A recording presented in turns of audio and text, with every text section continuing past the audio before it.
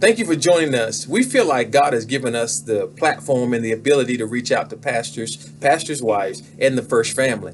And we've written this book, and we want to elaborate a little bit on one of the chapters in the book called Missing from Home. We want to talk about how to balance home life and the church, to show that there's two wives. You got the church as the wife, and you got the literal wife, the whole family.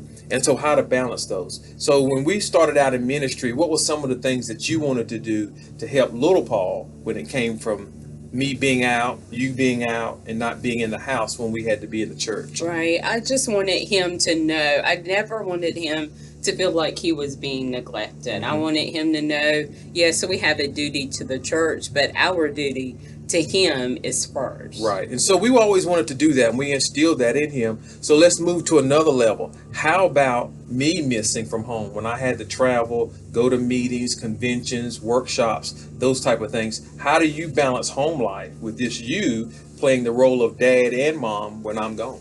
So I balanced it. Thank goodness I had family very close by, and they helped not only my immediate family, but Pastor Brintley's family also to help me and Paul. So if there was a time where I was working outside the home, so I relied on them to help us also. So thank goodness I did. But when I didn't, I had to make the choice of putting what Paul needed done versus what I needed done versus what the church needed done.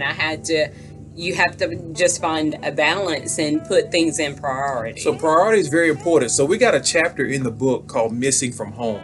I want to read an excerpt that you actually wrote in the book. You said, once Paul came along, and because you had promised yourself that you would not neglect him, I wanted Paul to succeed, this is little Paul, to feel as he was being neglected because of the church. Looking back, I know I didn't have a good balance in this. So just now you talked about priorities. It's very important to get everything in the right level. Right. What's first, what's second, what's third. And a lot of times I didn't do that. I would always, because I was so set on showing Paul that he was priority in our lives and that nothing would ever come before him. I didn't want him to feel like he was neglected. I would most of the time put him first. Yeah, so we've written some things in this book that can help you get those priorities right when they get out of sync, how to get them lined up. So we want to encourage you to reach out to us. You can do that through social media. You can do it through our email address, info at Dr. Paul Brintley, info at paulbrintley.com, or you can email her too at Celeste at paulbrintley.com. Ask those questions, or me personally at Dr. Paul at paulbrintley.com.